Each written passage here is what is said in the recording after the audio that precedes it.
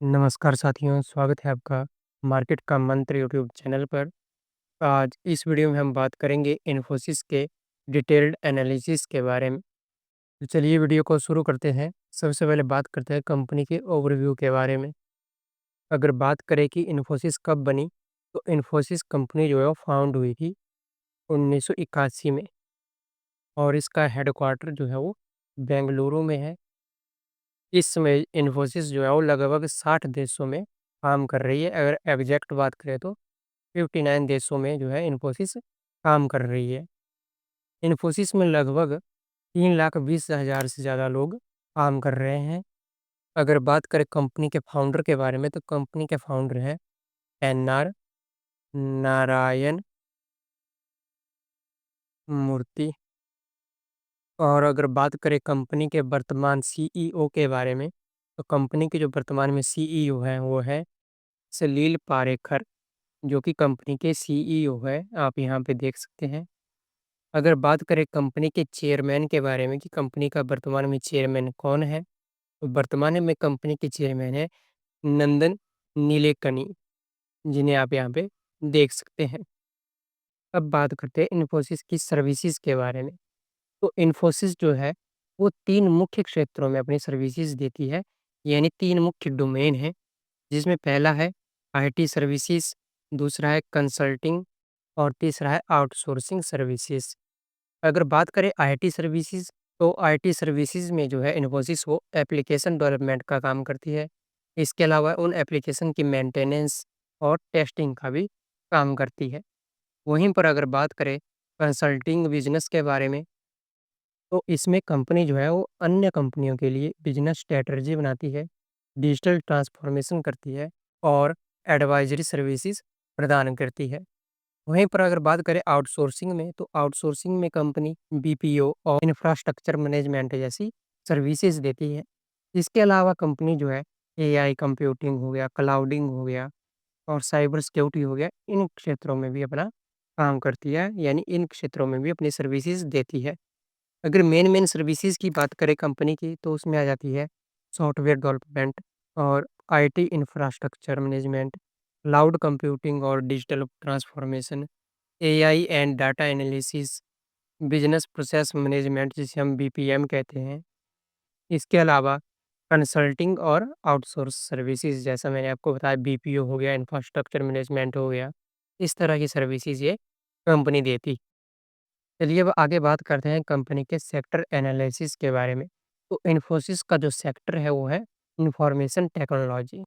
तो सेक्टर में जो इंडस्ट्री है तो वह है आईटी सॉफ्टवेयर इंडस्ट्री। तो इंफॉर्मेशन टेक्नोलॉजी का सेक्टर साइज़ जो है वो भारत में लगभग 2515 लाख करोड़ रुपए का है।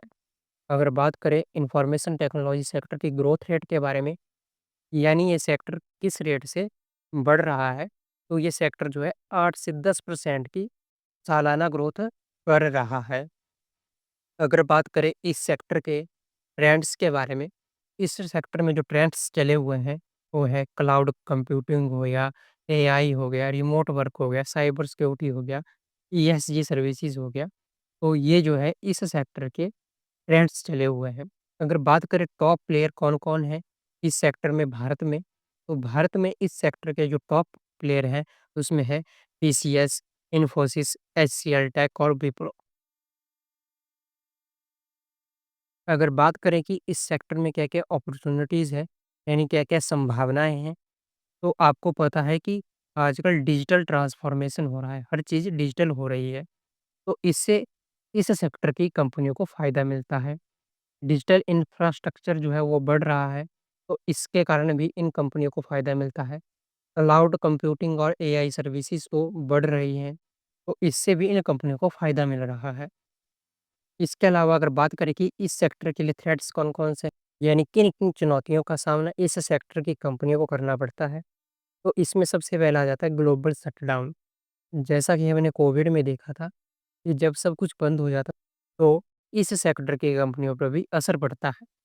इसके बाद हो गया एट्रिशन, साइबर रिस्क होते हैं, उसके अलावा है स्किल गैप, तो ये था सेक्टर एनालाइज़। चलिए अब बात करते हैं कंपनी के रेवेन्यू रिसोर्सेज़ के बारे में कि कंपनी को रेवेन्यू कहाँ-कहाँ से प्राप्त होता है। अगर बात करें कंपनी के बिज़नेस सेगमेंट के हिसाब से, तो कंपनी के बिज़नेस सेगमेंट में आ जाता है फाइनेंशियल सर्विसेज़, मैन्युफैक्चरिंग, उसके अलावा energy, utility, resources and services, फिर रिटेल, कम्युनिकेशन, हाई-टेक और लाइफ साइंसेज़ बिज़नेस सेगमेंट। अगर बात करें फाइनेंशियल सर्विसेज़ की, उसका कुल रेवेन्यू में कितना भाग है, तो वो है लगभग 28% का भाग।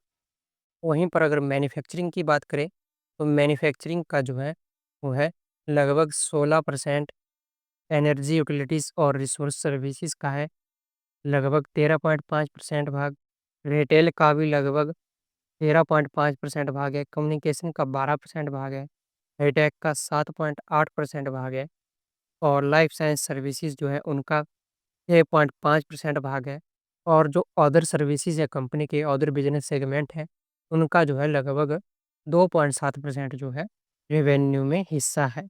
अगर कंपनी के क्लाइंट ज्योग्राफी के अनुसार देखें रेवेन्यू को, तो नॉर्थ अमेरिका जो है यानी यूएसए जो है, वहाँ से कंपनी को लगभग साढ़े 56% का जो है रेवेन्यू मिलता है।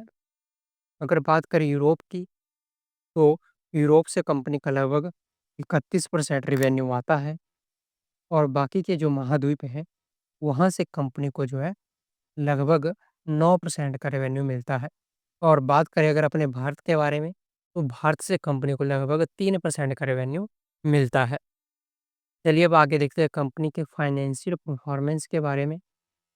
अगर हम बात करें कंपनी के रेवेन्यू या फिर नेट सेल के बारे में, तो जून 2024 के क्वार्टर में जो थी वो थी 39,315 करोड़ रुपए की, जो कि जून 2025 में बढ़कर हो गई है 42,279 करोड़ की, यानी इसमें ईयर ऑन ईयर ग्रोथ जो है वो लगभग 7.5% की है। अगर बात करें कंपनी के नेट प्रॉफिट के बारे में, तो जून 2024 में 6,372 करोड़ था, जो कि जून 2025 में बढ़कर यहाँ पे 42,279 नहीं होगा, यहाँ पे होगा 6,921 करोड़ रुपए। यानी कि कंपनी का नेट प्रॉफिट जो है वो सालाना 8.70% की दर से बढ़ रहा है। अगर बात करें कंपनी के ऑपरेटिंग मार्जिन के बारे में, तो कंपनी का जो ऑपरेटिंग मार्जिन था, वो जून 2024 में 21.10% था, जो कि जून 2025 में 20.80% रह गया है। इसमें थोड़ी-सी कमी आ गई है। अगर बात करें कंपनी के ईपीएस के बारे में यानी अर्निंग पर शेयर के बारे में, तो जून 2024 के क्वार्टर में थी ₹15.38, जो कि जून 2025 में बढ़कर ₹16.70 हो गया। बात करें अर्निंग पर शेयर की सालाना ग्रोथ के बारे में, तो वो लगभग 8.60% है। चलिए अब आगे कुछ और इंडिकेटर्स को देखते हैं, जिसमें है स्टॉक पीई। तो कंपनी का स्टॉक पीई है 23.6 और इंडस्ट्री का जो पीई है वो है 28.7, यानी कंपनी का जो स्टॉक पीई है वो अभी इंडस्ट्री के पीई से कम है। अगर कंपनी की बुक वैल्यू की बात करें, कंपनी की बुक वैल्यू है ₹229। अगर कंपनी के डिविडेंड यील्ड की बात करें, तो वो है 2.75%। अगर कंपनी के आरओसीई की बात करें तो वो है 37.5%।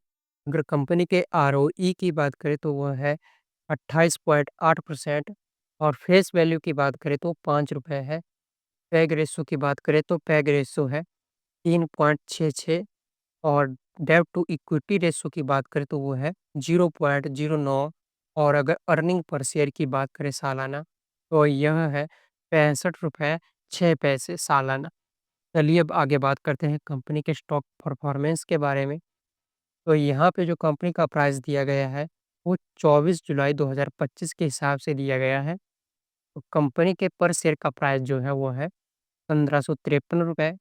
और अगर बात करें कंपनी के पिछले 1 मंथ के बारे में, तो कंपनी जो है पिछले 1 मंथ में ₹28.60 गिर चुकी है, यानी 1.18% की गिरावट देखी गई है पिछले 1 महीने में कंपनी के शेयर प्राइस में।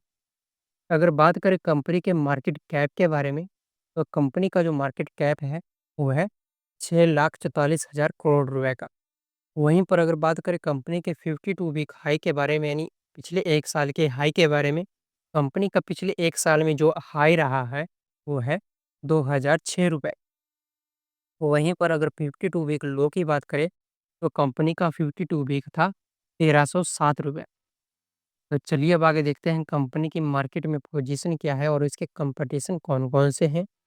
तो कंपनी जो है यानी इन्फोसिस जो है वो भारत की दूसरी बड़ी आईटी कंपनी है। पहली आईटी कंपनी जो है वो टीसीएस है, दूसरी इन्फोसिस हो गई और तीसरी एचसीएल टेक्नोलॉजी और चौथी जो है वो विप्रो हो गई। इसके बाद टेक महिंद्रा है। चलिए अब बात चलिए अब बात करते हैं कंपनी के पीयर कंपैरिज़न के बारे में। तो जैसा कि मैंने आपको कहा कि इसके जो कॉम्पिटिटर्स हैं, वो हैं टीसीएस, एचसीएल टेक्नोलॉजी और विप्रो। अगर बात करें टीसीएस के करंट मार्केट प्राइस के बारे में, तो वो है ₹3150।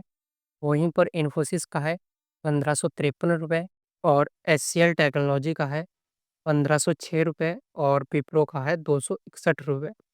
अगर पीई की बात करें, तो टीसीएस का पीई है 23.12 और इन्फोसिस का पीई है 23.61 और एचसीएल का है 24.12 और विप्रो का है 20.35।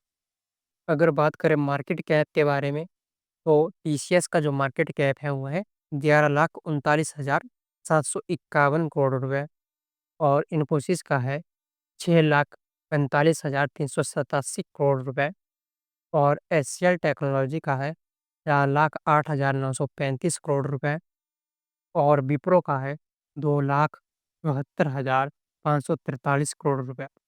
अगर डिविडेंड यील्ड की बात करें, तो टीसीएस का डिविडेंड यील्ड है 1.9%, इन्फोसिस का है 2.75%, एचसीएल टेक्नोलॉजी का है 3.56% और विप्रो का है 2.31%। अगर बात करें नेट प्रॉफ़िट के बारे में, तो टीसीएस का जो प्रॉफ़िट है, तो वह है 12,819 करोड़ रुपए। वहीं पर इन्फोसिस का है 6,924 करोड़ रुपए, एचसीएल टेक्नोलॉजी का है 3,844 करोड़ रुपए और विप्रो का है 3,336 करोड़ रुपए। इसके अलावा अगर बात करें सेल्स पर क्वार्टर के बारे में, तो टीसीएस की सेल्स पर क्वार्टर है 63,437 करोड़ रुपए की। वहीं पर इन्फोसिस की है 42,279 करोड़ रुपए की। एचसीएल टेक्नोलॉजी की है 30,349 करोड़ रुपए की और विप्रो की है 22,134 करोड़ रुपए की।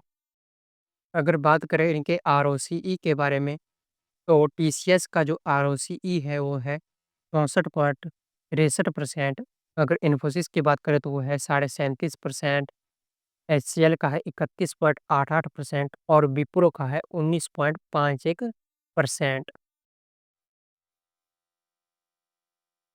तो ये थी बात इस कंपनी के पीयर कंपैरिजन की।